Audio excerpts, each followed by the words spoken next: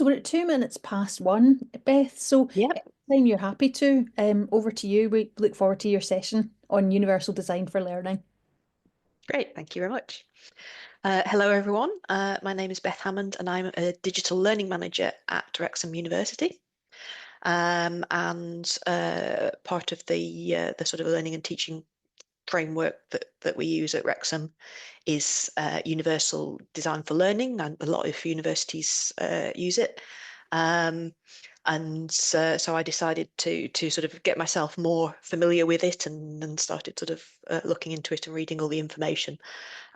So I'm by no means an expert on it, uh, but while I was sort of exploring it, I and I found it strangely for a universal uh, for a framework on universal design for learning. I found it remarkably hard to access. All the information on the CAST website is quite dense and quite wordy, and so I've tried to do a bit of a translation into what makes sense in my brain.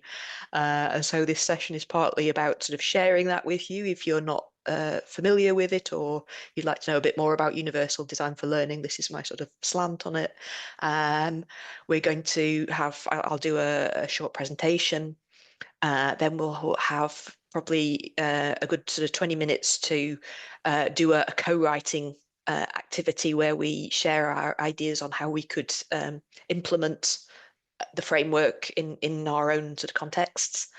And then afterwards, whatever time we've got left, we can have a discussion of what's come up on the Padlets, any questions, any ideas we want to share, that kind of thing. So that's the plan for the session.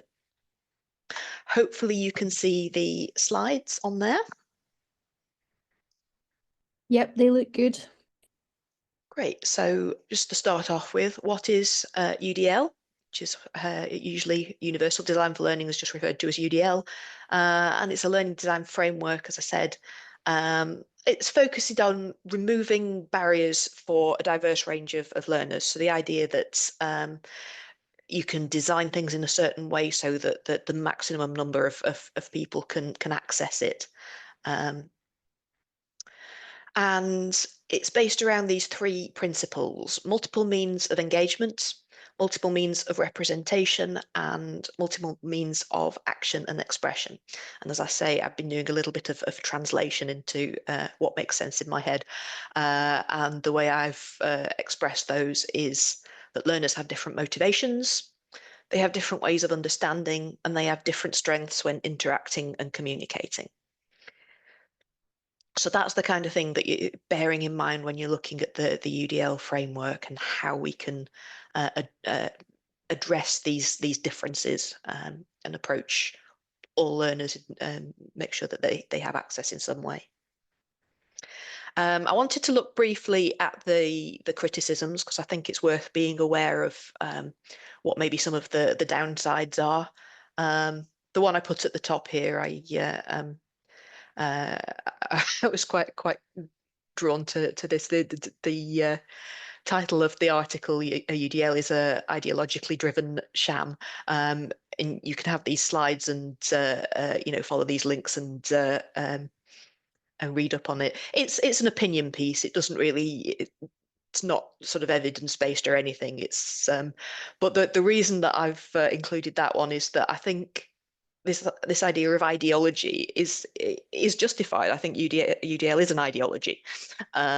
It's an ideology that everyone should be able to access learning, and personally, I think that's great. It's better than the ideologies that we may have had in the past, along the lines of, women can't possibly go to university because their heads will explode. That's different ideology. And I think it's fair to treat it as stuff, but education policies and approaches, they are going to be ideological. I think it's all right to recognise that. An article in about UDL. So this one goes into a bit more depth, and it's talking about the sort of lack of evidence base. This was back from, I think, about 2020, so there may have been more research done there. But again, I think there's a fair comment that, if we want evidence-based approaches to teaching and learning, then we do need to be looking at the research and seeing what support there is for it. So there's maybe an open question there. And this other article was talking about how it's impossible to address the true diversity of a learning space with one method. And yeah, I think again that's sort of a fair criticism, in that the idea that designing learning in one way will absolutely address everything. And I don't know that that's necessarily what UDL's trying to say, but we have to appreciate that however sort of generally accessible that we make things, there are always going to be individuals who need a little bit extra or need something slightly different, and we'll still need to accommodate them. So UDL guidelines, and you can get this off the CAST website. They've got this sort of grid of those principles that I mentioned: engagement, representation, and action and expression. And then down the side that you might not be able to read, but it says access, support, and executive function.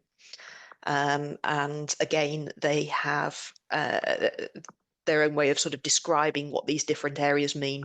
And I've done a little bit of a translation and sort of switched it around and asked questions. What, under this section of the framework, what kind of things should we be looking at? So engagement, what helps the learners to start to engage? Why would they come to the class? Why would they pay attention? What helps keep going, and what helps them grow? So under the executive function, it can be a bit hard to get your head around, and you might want to go and look at the actual prompts that are on the CAST guidelines to sort of understand how I've come to these questions. Similarly, under representation, so how are students best acquiring knowledge in terms of getting the information into their heads? How do they then sort of understand it and get that shared understanding? And how do they make meaning for themselves, make it meaningful and connect it with the knowledge they've already got? And then under action and expression, so this might be how they, around assessment, how they show what they know, what environments and tools are there to work with, how can they show what they know? So, different assessment types or different ways of creating artifacts and that kind of thing. And again, under that executive function, how do they plan for success? I'm not going to, I've got a bunch of slides with too many words on here, and I'm not going to read them all to you.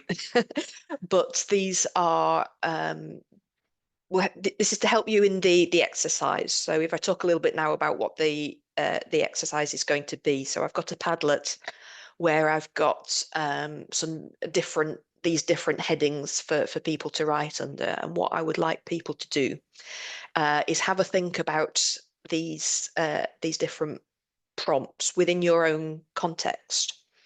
So, for example, what might help learners engage in your context? And these prompts might help if you're sort of thinking about, well, they might engage if they have some choice in what options they do, what topics they study.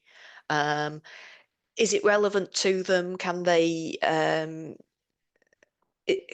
does it relate to their hobbies, to their culture, to something that's going to be that hook for them to bring them in there? Is it fun? Sense of belonging. So what activities do you maybe do in your class to help students have a sense of belonging? What ways do you use to help students recognize their progress? So these are just sort of prompts so that you can have a think about examples of things that you've done, things that you've seen done, would like to try. And we can start gathering some examples of how we're actually putting UDL into action, or how we might put it into action in our different contexts, and share those ideas. So again, this information you should be able to get a copy of the slides off the Padlet, or there's a link on the main festival slide deck, so you can have a copy of the slides with you, and the information is all on the Padlet. I've tried to make it so that you don't have to go back and forth too much to get the information. So again, there's some prompts for representation around acquiring knowledge, gaining shared understanding. Is it around the vocabulary, the way things are noted or use of symbols? How are they making meaning, applying that knowledge, that kind of thing? And action and expression. So as I said, environments and tools, choice in assessments, maybe considering process as well as product, planning for success with sort of goal setting, scaffolding, reflection, that kind of thing. So all that information is there for you to read on the Padlet as some prompts to help you. And I'm not expecting people to go through all of this. What I would suggest is that people pick one or two headings that they're interested in or have examples around and write some examples there. And hopefully as a group, we'll be able to have examples across the whole kind of grid, as it were. So I'm going to introduce you some students to get you in the sort of right headspace and sort of think about who you're designing this learning for, who might be in your class. So here are some of the students in your class. We've got Julia. She's a single mother who's returned to university to build a career, to support her family. And she always had trouble at school because of her dyslexia, but she's always enjoyed music and drama. We've got Malik, and he's really interested in science, facts and figures.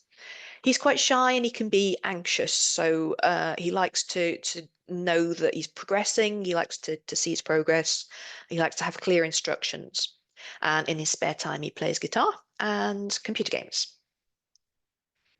We've got Cameron. Cameron's really sociable, loves to talk to people, get involved with groups. But they do sometimes worry that they don't belong and can be maybe not as confident if they don't know people.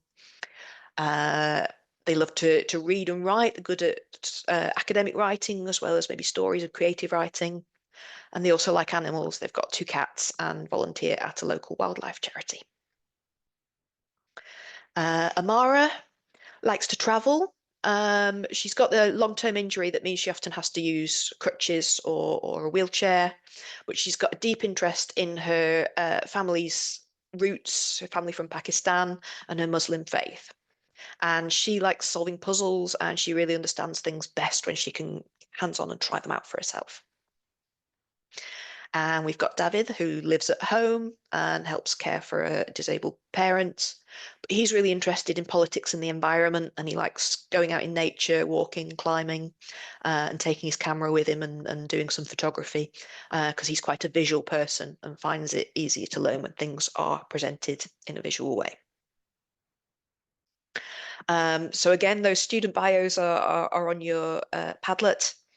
And I'll just stop sharing the screen now and then we can take a look at the Padlet.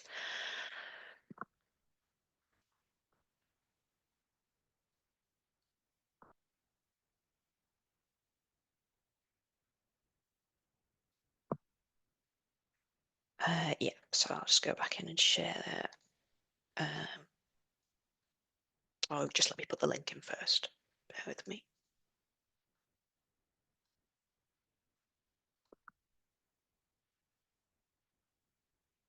So I've just dropped a link in the chat there that is for the Padlet board that we're going to work on.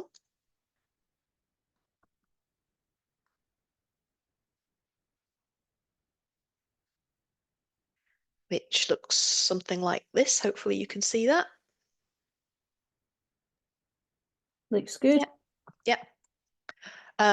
So as I say, all the information's on there, these prompts, students that are in our class. So this is what I want you to do under the question headings here. And we've got those 9 question headings from that 3x3 grid.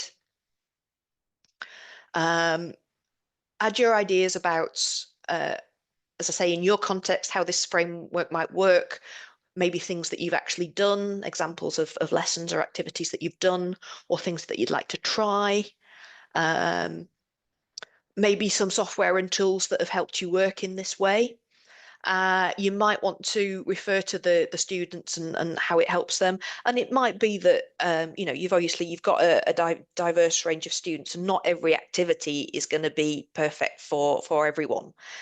So it's not about having every activity fit every person, but throughout your course, you're probably going to have a range of things that maybe play to different people's strengths. So it's doesn't have to be something that works for everyone, but you might want to maybe talking about an exercise that's you felt was particularly good for visual learners, for example. So yeah, thinking about those different students and their different needs.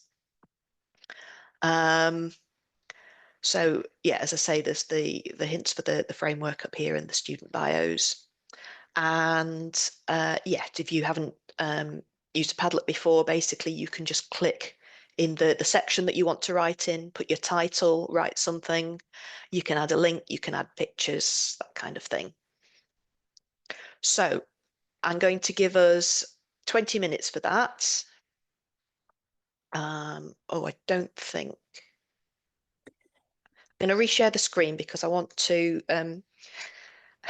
I'm going to try this YouTube timer with a bit of music, because I think when there's a long period of activity, having it all totally silent can be a bit weird. So I'm going to share the screen with the sound, so we've got a little bit of background music, hopefully. If that distracts you, you can just you can turn your speakers down or whatever. But before we do that, has anyone got any questions? Beth, we've got a question from Mai who says, what kind of course are the students joining together? Because that might affect our answers. Yeah, imagine they're on your course, or if you don't have a course, then maybe a course that you've got a bit of knowledge of or you're interested in. You can pick a course, because I think it will be really interesting to see different examples of how it applies in different subjects, that kind of thing. Anyone else want to ask anything? You can ask once I start the timer. We can still answer questions and have a bit of discussion if you want. But yeah, I am going to stop talking for a bit and leave some space for people to actually sort of start writing things. So Oh, we've got a question from yeah, Akbar. Akbar, over to you. Yes, can you hear me? Sorry. yeah. Yep. Can you put the questions on the chat box, please, if possible, while we're going into the breakout room? That would be helpful. The questions that we have to look at, Uh, if I can do. possible. I can put them in the chat. It won't actually be a breakout room. We're just going to work individually on the Padlet, so we can all just write along for Okay. ourselves. The reason I did that is because I know there is a tendency for, as soon as you mention breakout rooms, for people to hit the leave button. So I thought we could No, probably no, manage fine, just just no working worries. I get individually. it. And So, yeah, all right, good. but yes, I will Okay. put those questions in. But let me just see if I can share the timer. Share sound. And how long do you want to? Oh, 20 minutes. 20 minutes. Okay. You Can you are. hear the sound? Okay, so we've got a bit of background music, so it doesn't feel like weird open space. Has everyone been able to access the Padlet? Yeah. We turn the music down a little bit, but it's quite loud.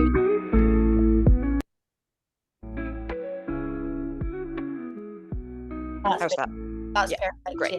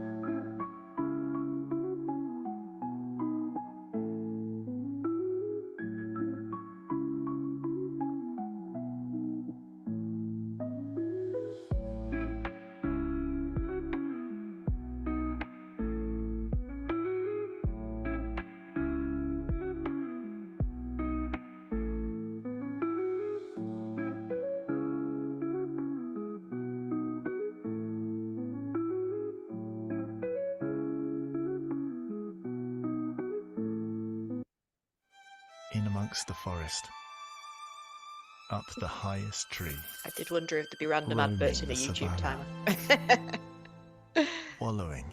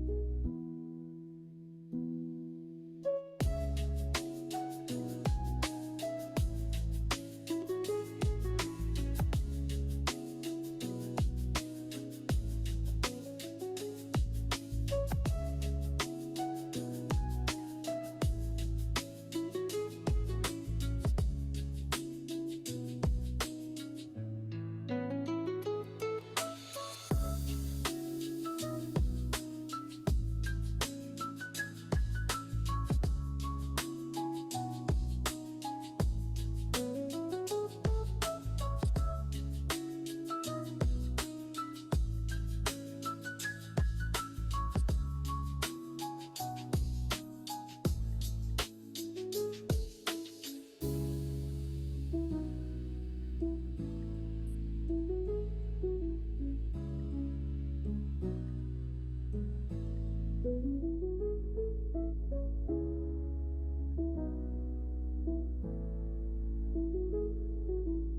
love Monday.com. What's Monday.com? You don't know Monday.com? Sorry about the This is advert. Monday.com. It's a platform.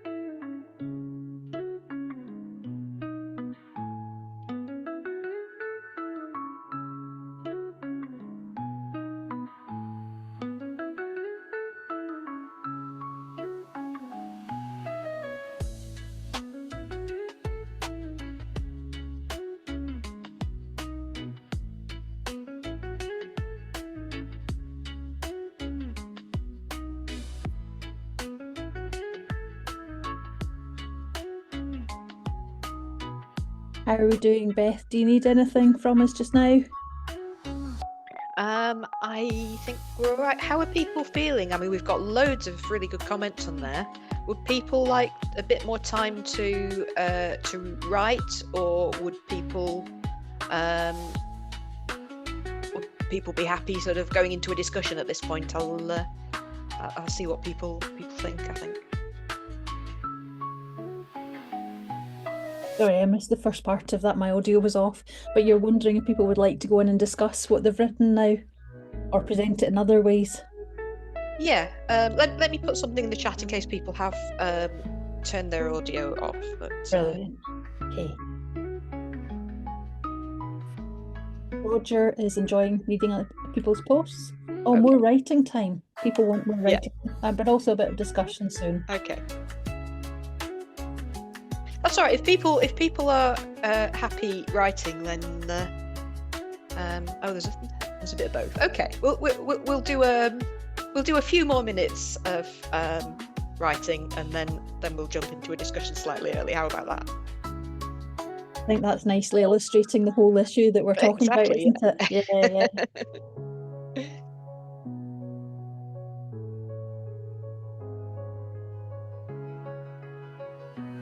And I've been adding a few comments and questions on people's posts that we can pick up in the discussion.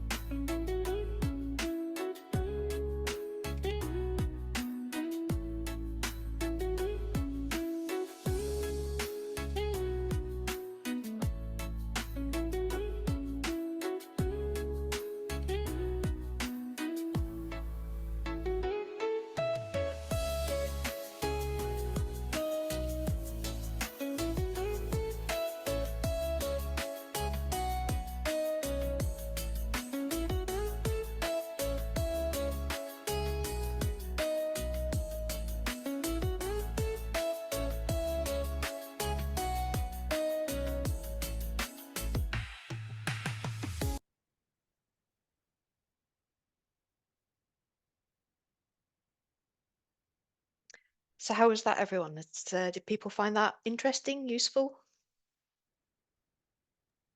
Yeah, definitely. There's a lot there in the Padlet.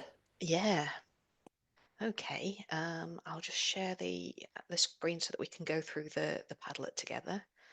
Actually, before I start, did anyone have anything that they would really like to share, or anything that they've seen on the Padlet that they'd like to comment on? You can either write in the chat or switch your mic on.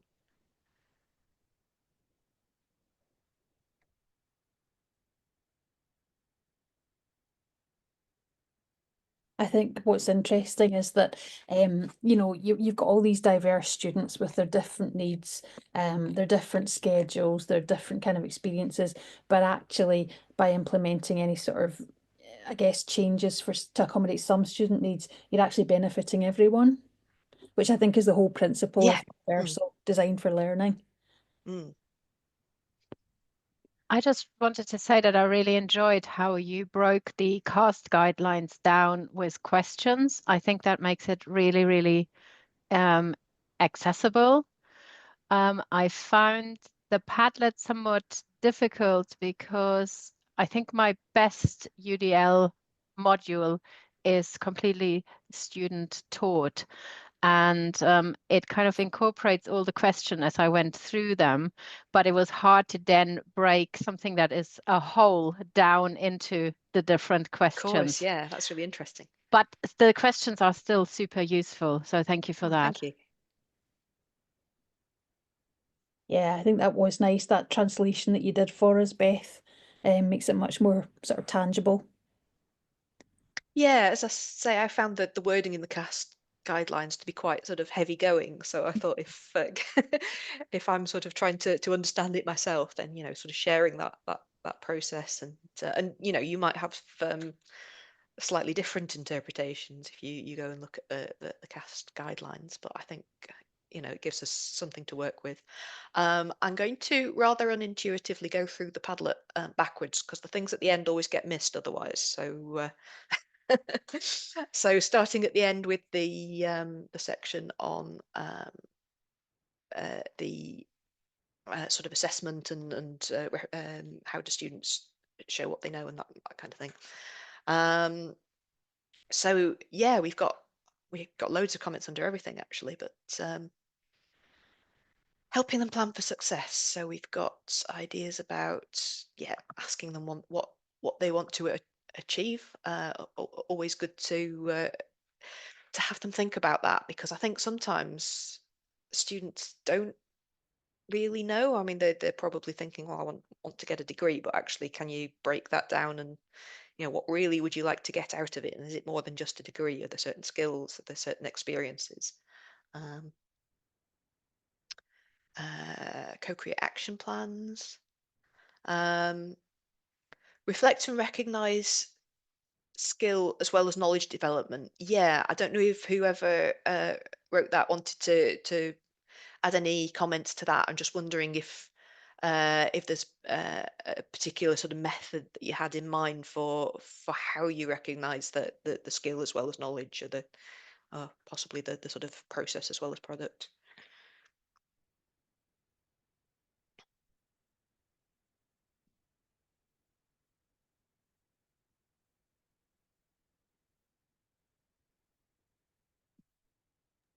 I wonder if part of it is study skills, Beth. So part of it might be study skills in terms of being able to critically engage with literature, or being able to do time management, which I think somebody maybe commented on. But there's also the kind of graduate attributes, employability skills as well. So it could be either of those, really. Yeah.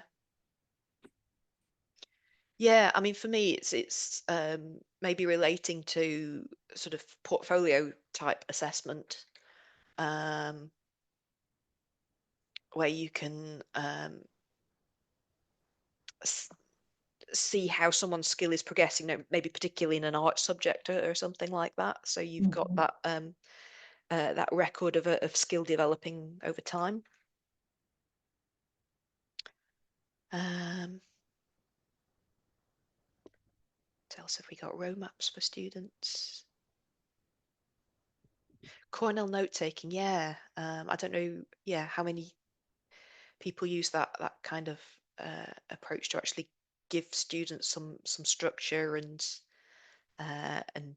teach them maybe sort of how to go about taking notes, and whether does that tend to be done? Is it something that the sort of subject specialist lecturers might help students with, or does that come more from academic skills development, maybe sort of library colleagues, that kind of thing?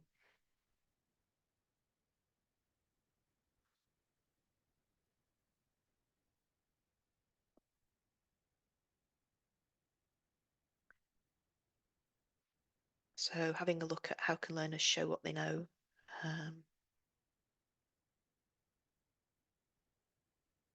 I love this, producing an artifact with a narrative. So, and that could be multimodal, so students could provide audio or video recording or a mind map. I don't know if anyone wants to comment more on that. What kind of artifacts have? That was mine actually, All Beth. right, okay. So yeah, we've got a course in creative pedagogies where the artifact could be a video clip, it could be a Padlet, it could be an object, it could be a photograph of an object.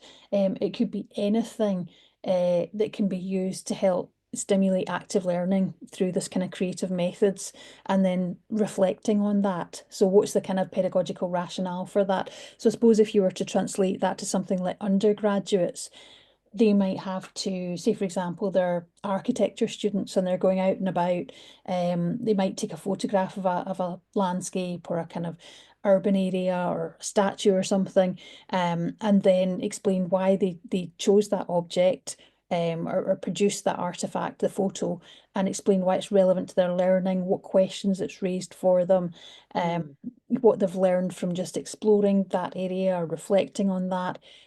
So it can be really, really open. In fact, that's one thing that in RPG Cat people experience a bit of discomfort with, that because it can be too open. So I Yeah. think maybe that's the other thing to think about, is you're giving people a lot of choice, but you need to scaffold that process just so they're not floundering a little bit.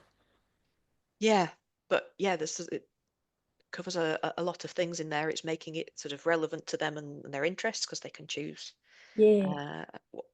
what their artifact is. There's different methods of them expressing their views about it. But yeah, I mean, how do you scaffold it if you had people who are I don't know what to do, or what's your sort of next prompt? Well, we use Freytag's narrative arc, and we explain to them that, they're on a bit of a learning curve and it's a bit scary at the moment, but we reassure people it will all become Right. clear at the end, Yeah. and that this is Yeah. something that everyone struggles with. So That's the actually kind of demonstrating metacognition. a bit of empathy and sort of Yeah. realizing it is hard. Yeah. Great. I like this as well. Writing a blog post, getting someone to write about their experience. So it's both a useful resource for people looking to do something similar, or find out more about what the real life experience might be, but also helping her show what she'd learned. Yeah, that's really interesting.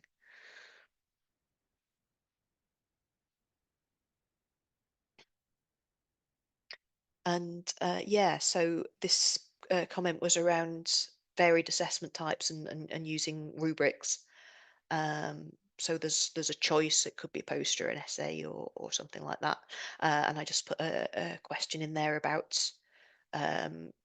equivalencies, because I know this is something that I've seen people struggle with. If you've got 1,000-word essay, how does that compare to a blog post or a poster or something? I was able to get an assessment in both exam and report form, so a student could choose which format to use. Currently have an assessment where students can choose to present a poster or a video. So it's about sort of having choice, but a limited choice. So you've maybe only one or two options, and that means you can you can sort of think about the equivalencies. I don't know if anyone has any useful resources around this. It's strikes me as the kind of thing that it would be good to share between institutions. How do people do those equivalencies? If anyone's got any resources or anything like that, I'd love to know. Yes, I should check out Roger's podcasts.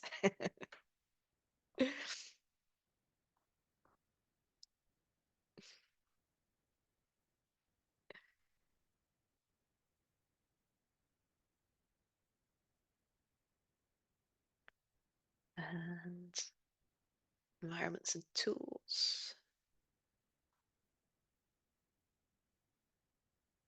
Yeah, lots of different digital tools.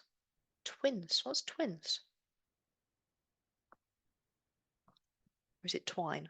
I've heard of twine.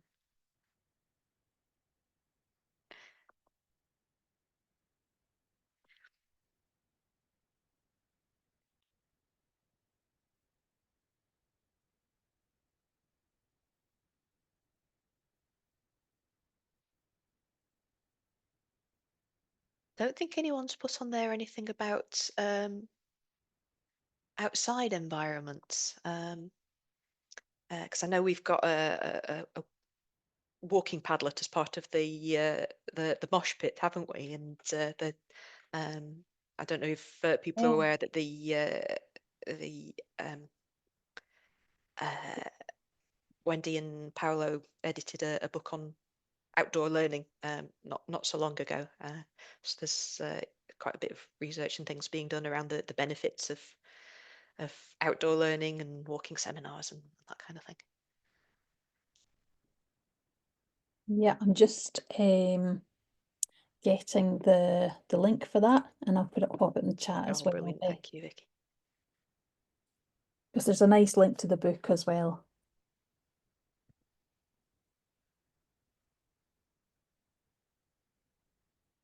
That's a nice response from Roger about allowing students to choose their own brand or business. Comes kind of authentic as well.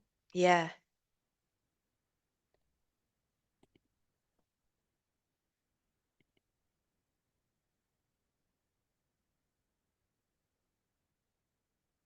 Oh, this is interesting. So looking at helping students make meaning, reading lists include job profiles.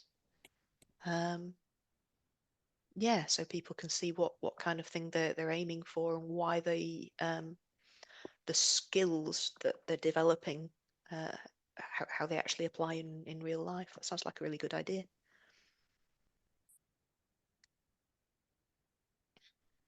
If anyone does have any sort of comments, do sort of jump in and switch your mic on or add something to the chat. I think one question that kind of comes to my mind, Beth, and I'm sure people will have other questions too, is, you know, we talk here about visual learners and people who have a preference for visual learning, for example. And I just wondered if you had any thoughts on the idea of a learning preference versus learning styles, for example. Yeah, I know learning styles is very unpopular and has been discredited. And I think it's one of those ideas where there's a bit of truth in it, but it's been used in ways that maybe weren't appropriate for it. So, I mean, yes, people do quite often have preferences in, they'll find something easier if it's got a picture with it, or they'll find something easier if they listen to it. I think people do have those preferences, but I don't think the idea of learning styles was ever supposed to be about, therefore students should only use that medium. Yeah. Because actually what I think really can help for a lot of people is the combination. So having, text that's reinforced by a picture, or being able to learn about something through reading a blog post and listening to a podcast. If you've got it on multiple channels, I think that can help, because people will they may have one strength, but it doesn't mean that the other modes aren't useful.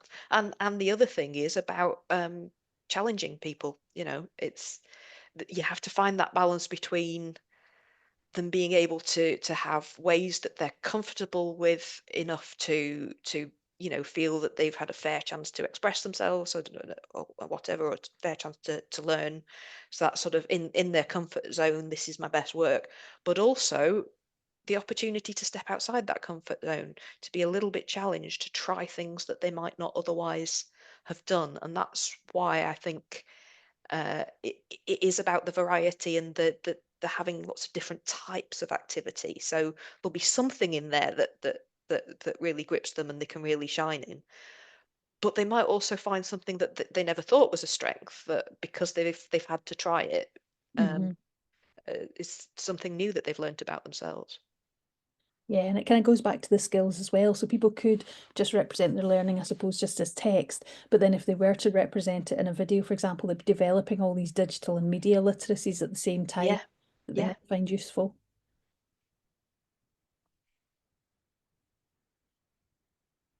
Just reading some more comments in the chat. We've got 7 minutes left, so I don't know if people have got any more questions just now. Iris is saying thanks, the opportunity to reflect on their own teaching, so you kind of put, best practice into action there by allowing other people to bring their own kind of, I guess, experiences to the session. And Roger as well says, he knows he's a visual learner. Yeah. So happy to talk to people about preferences. Mm-hmm. Yeah, Roger, I don't know if you want to come on the mic and just have a chat. Would that be okay, Beth? Absolutely. Yes, sure. I don't know if you can hear me. Yeah, Yep. we can hear you. Yeah. Sorry, I clicked on a button and my screen has gone a bit weird now. So I was trying to go back to the Padlet, and I was just about to type a question in the chat bar saying, will we be able to download the Padlet? Because it's been quite interesting after writing my own answers to each of the questions to read what other people had put. I don't know if there's something in particular you wanted me to talk about. Yeah, no, I think that's a good question, and obviously we've sort of highlighted your podcast. I know you're Yes, always looking for other people thank you to. for the plug. Yeah, Much appreciated. yeah. It's interesting that you're saying that you're a visual learner. What drew you to making a podcast? I have a face for radio. No, actually, well, there was a couple of things, but I guess one of them is that I have a very long journey to work, so I listen to lots of podcasts. I have to say, mainly comedy ones. They're never to do with work, although some of them are kind of science based or history based, maybe. Yeah, that's a very interesting question. I guess.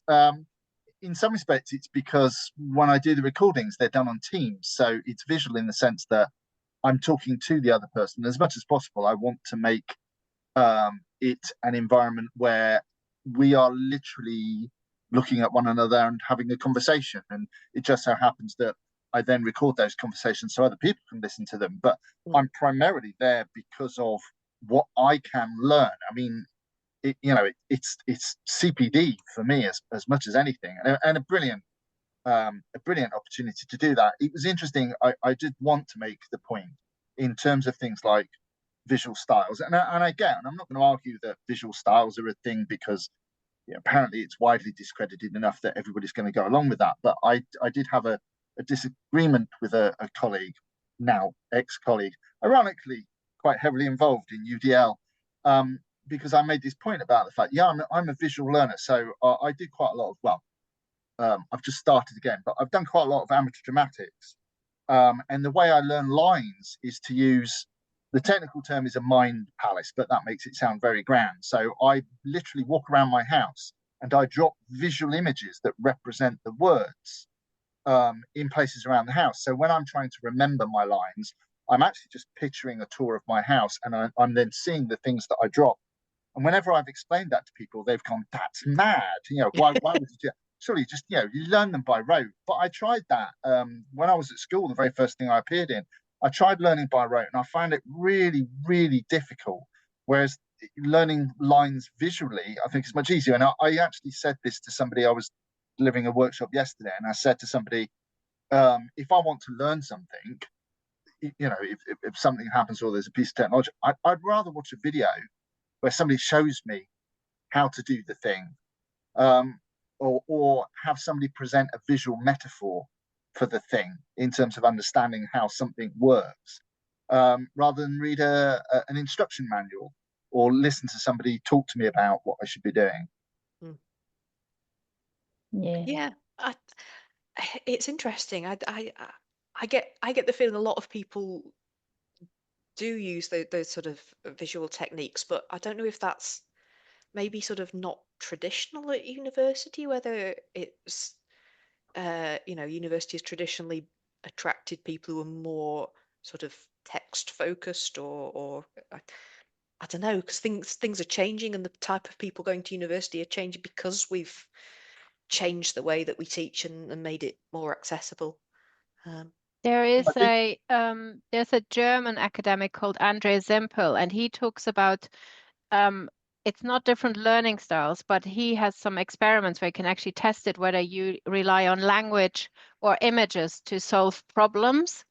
So I have kind of changed the discussion with my students around not saying, oh, you're a visual learner or you're this, because, yeah, it's disproven, but also I've seen students use it in a very limiting way that they don't accept other learning formats. Yeah. But to kind of say, okay, well, what do what does your brain does? How does it look in your brain? How do you solve problems? I think that opens like a wider discussion around, the things, like Roger has said. Good point. You've got 1 minute left, Yeah, Beth. Do you want to kind of wrap this up for people? Yeah. So in terms of the Padlet, I think you can probably export it as a PDF. I think the settings. If not, I can do that. And but I mean, it's going to be available for after the session anyway. Can I definitely want to go through and read the rest of the comments. So yeah, we can definitely sort of keep it in some format as a resource to revisit. Yeah, I think anyone can do that, generate a PDF, so that's helpful. It's a good time to do that now before it disappears, but we can also upload it to the conference Padlet as well, can't we, Beth? Yes. I think it will be good to have an exported version, because this is on my free Padlet account. So if I ever have to get rid of it so that I can make another Padlet, So much it valuable needs to be somewhere. information in there. Yeah, definitely. But yes, we can export it as a PDF and attach it somewhere as well. Yeah, I hope everyone's enjoyed that. I've put my email address on the slides if anyone has any follow-up questions, and there is a feedback form on the main festival slides. If you've got any feedback for me about the session, I'd love to hear that. Thank you very much for coming. Yeah, big round of applause for Beth. Thank you for such a thoughtful session.